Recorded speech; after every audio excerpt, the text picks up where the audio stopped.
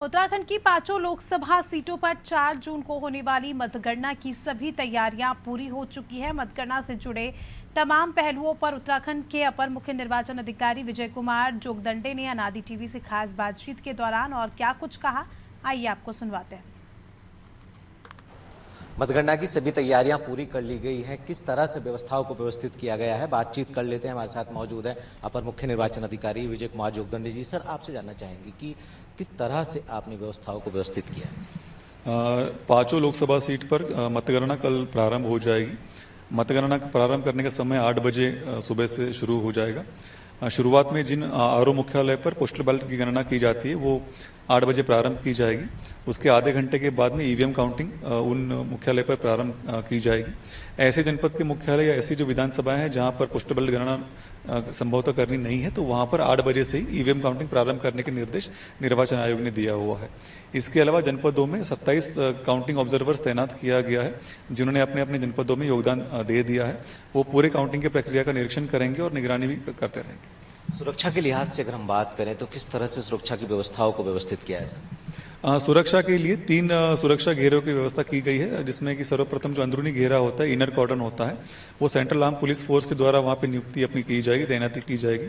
Middle जो कॉर्डन होगा वहाँ पर स्टेट आर्म पुलिस के द्वारा अपने ड्यूटीज तैनात किया जाएगा। और जो तीसरा बाहरी घेरा होता है वो स्टेट पुलिस के द्वारा वहाँ पे ड्यूटीज निर्वहन किया जाएगा। बाहरी घेरे के अंदर कोई भी व्यक्ति बिना अपना प्रवेश पत्र या अपना जो एंट्री पास है, नियुक्ति पत्र, उसके बिना प्रवेश नहीं कर सकता है। और वहाँ पे सबकी चेकिंग किया जाएगा। कोई भी व्यक्ति मोबाइल फोन, लैपटॉप या अथवा कोई इलेक्ट्रॉनिक डिवाइस लेकर अंदर प्रवेश नहीं कर सकता है। उनकी सुविधा के लिए वहाँ पे मोबाइल और लैपटॉप जमा करने के लिए एक व्यवस्था भी बनाई गई है, जहाँ पर वो अपनी स्वयं की जिम्मेदारी पर वहाँ पे जमा कर सकते हैं।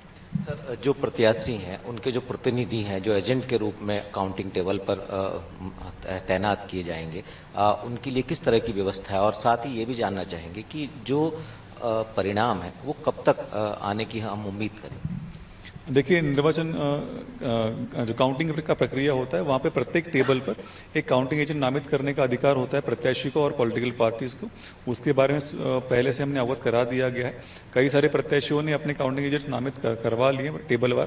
पूरे राज्य में हमारे 884 काउंटिंग टेबल्स हम तैयार कर रहे हैं, जहाँ पर वो अपना काउंटिंग एजेंट नामित कर सकते हैं। इसके अलावा हम लोगों ने 334 एआरओ का भी नियुक्ति किया हुआ है, जो पूरा जो पोस्टल बैलेट का प्रक्रिया होता है उसका काउंटिंग करने की जिम्मेदारी को निर्वहन करेंगे। और इन सबको आवश्यक मात्रा में ट्रेनिंग भी हमने करा दिया। अंत में चलते एक सवाल और आपसे जानना चाहेंगे कि एक आम इंसान, एक मतदाता जो है वो जो रिजल्ट्स हैं उसको देख सके, उससे अपडेट हो सके, क्या इसके लिए भी कोई व्यवस्था निर्वाचन आयोग ने कोई की? इलेक्शन निर्वाचन आयोग के द्वारा जो है इलेक्शन रिजल्ट्स को जानकारी प्राप्त करने के लिए, राउंड वाइज मतगणना की जानकारी जानने के लिए वोटर हेल्पलाइन ऐप के ऊपर एक लिंक अवेलेबल होता है, उसका यूज़ कर सकते हैं। इसके अलावा voters.eci.gov.in इस वेबसाइट पर जाकर भी आप रिजल्ट्स को राउंड वाइज देख सकते हैं। कौन सा प्रत्याशी आगे चल रहे हैं, कौन से प्रत्याशी पीछे चल रहे हैं, पार्टी वाइज कितने मत किस पार्टी को प्राप्त हुआ, इसका विवरण भी आप जो है इन ऐप्स और इन वेबसाइट के माध्यम से प्राप्त कर सकते हैं। बहुत बहुत शुक्रिया हमसे बातचीत करने के लिए। तो आपने सुना उत्तराखंड के अपर मुख्य निर्वाचन अधिकारी विजय कुमार जोगदंडे जी को, जिन्होंने बताया कि किस तरह से शांतिपूर्ण ढंग से मतगणना संपन्न कराने के लिए वो और उनकी पूरी टीम मुस्तैद है। अपने कैमरा राहुल के साथ सोनू सिंह, अनादि टीवी, देहरादून।